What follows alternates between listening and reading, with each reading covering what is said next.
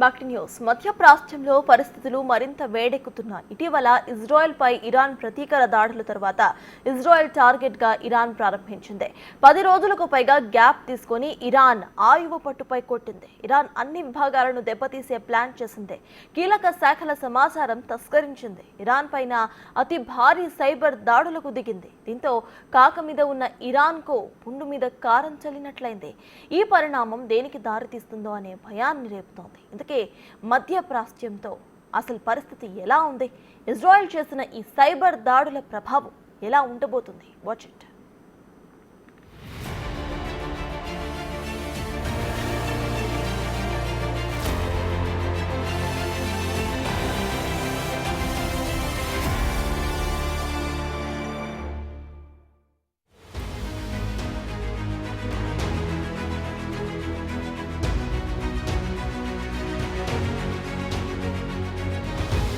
మధ్యప్రాచ్యంలో కొనసాగుతున్న యుద్ధం నానాటికి తీవ్రమవుతూనే ఉంది.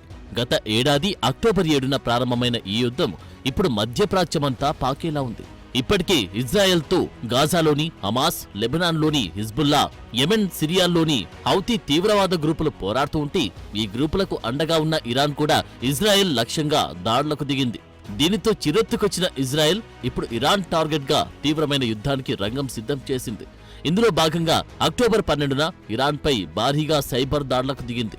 దీనితో ఇరాన్ ప్రభుత్వంలోని దాదాపు 3 కీలకమైన శాఖలకు అంతరాయం కలిగించింది.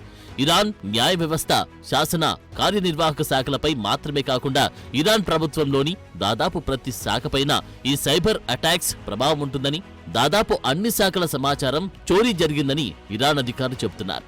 ఇంధన పంపిణీ, మున్సిపల్ సేవలు, రవాణా, ఓడరేవుల వంటి కీలకమైన నెట్వర్క్లపైన కూడా సైబర్ దాడులు జరిగినట్లు తెలిపారు.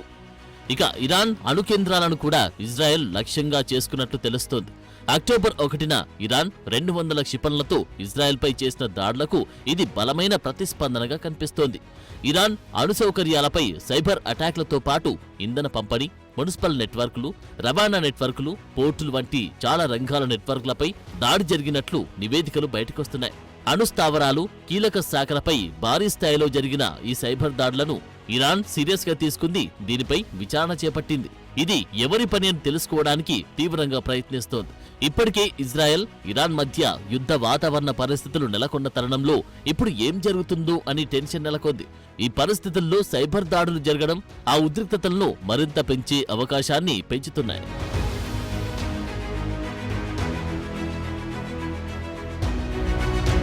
దీనికి తోడు ఇజ్రాయెల్పై ఇరాన్ క్షిపణి దాడికి ప్రతిస్పందనగా అక్టోబర్ 11న United States Iran petroleum, petrochemical రంగాలపై ఆంక్షలను విస్తరించింది. సరిగ్గా ఇది జరిగిన 24 గంటల్లో ఈ సైబర్ అటాక్లు జరగడం ఇరాన్ లక్ష్యంగా ఇజ్రాయెల్ వ్యూహాల్ని తెలియజేస్తున్నాయి. ఇరాన్ అణు క్షిపణి కార్యక్రమాల కోసం వెచ్చించే ప్రభుత్వ నిధులను తగ్గించాలనే లక్ష్యంతోనే అమెరికా ఈ ఆంక్షలు అమలు చేసినట్టు తెలుస్తోంది. ఇరాన్ ఆర్థిక వ్యవస్థలోని కీలక రంగాలను లక్ష్యంగా చేసుకునే ఎగ్జిక్యూటివ్ ఆర్డర్లో పెట్రోలియం, పెట్రోకెమికల్ను జోడిస్తూ అమెరికా ఈ నిర్ణయం తీసుకుంది. అయితే దీనికి కౌంటర్గా తమ సార్వభౌమత్వాన్ని కాపాడుకోవడానికి పూర్తిగా సిద్ధంగా ఉన్నామని ఇరాన్ దీనికంటే ముందే వెల్లడించింది. ఇరాన్ జనరల్తో పాటు తన సన్నిహిత మిత్రులైన హమాస్ నాయకుడు ఇస్మాయిల్ హనియే, హిజ్బుల్లా నాయకుడు హసన్ నస్రల్లాను హతమార్చినందుకు ప్రతీకారంగా ఇజ్రాయెల్పై అక్టోబర్ 1న ఇరాన్ దాడులు చేసింది. ఇక తమపై చేసిన సైబర్ దాడులకు కూడా సమాధానం గట్టిగా చెబుతామంటుంది ఇరాన్.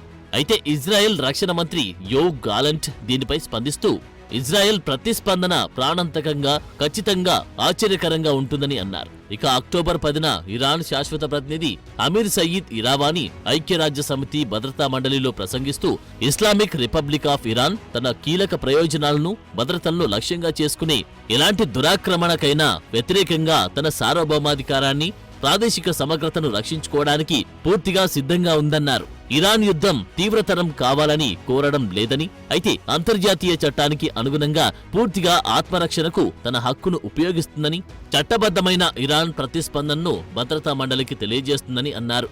అదే రోజు ఇరాన్ విదేశాంగ మంత్రి అబ్బాస్ అరాగ్జీ ఇచ్చిన ఓ ఇంటర్వ్యూలో మాకు యుద్ధం వద్దు, అయితే మేము యుద్ధానికి భయపడం, మేము ఎలాంటి పరిస్థితులు ఎదురైనా సిద్ధంగా ఉంటామన్నారు.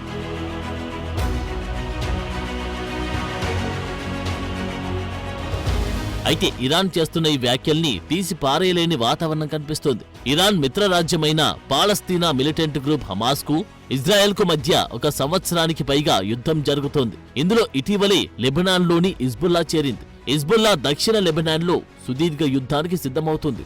ఇజ్రాయెల్ దాని అగ్రనాయకత్వాన్ని తుడిచిపెట్టిన తర్వాత కొత్త సైనిక కమాండ్ ఆధ్వర్యంలో రాకెట్ కాల్పులు మరింత పెరిగాయి. హిజ్బుల్లా 3 వారాల విధ్వంసకర ఇజ్రాయెల్ దెబ్బల వల్ల కాస్త నెమ్మదించినప్పటికీ హిజ్బుల్లాను లెబనాన్ సరిహద్దు నుండి తరిమికొట్టాలనే ఉద్దేశంతో భూతల దాడులకు దిగిన ఇజ్రాయెల్ దళాలను హిజ్బుల్లా చాలా బలంగా ఎదురిస్తోంది. గణనీయమైన ఆయుధాల నిల్వలున్న హిజ్బుల్లా ఏమాత్రం వెనక్కి తగ్గట్లేదు. దాని అత్యంత శక్తివంతమైన క్షిపణులను ఇంకా ఉపయోగించలేదు. మరోవైపు ఏడాదిగా వైమానిక దాడులు చేస్తున్న ఇజ్రాయెల్ ఆయుధాలు తగ్గుతూ వస్తున్నాయి. ఈ పరిస్థితుల్లో ఇరాన్ చేయబోయే ప్రతీకార దాడులు మరింత తీవ్రంగా ఉంటాయనే అభిప్రాయాలు వెలువడుతున్నాయి.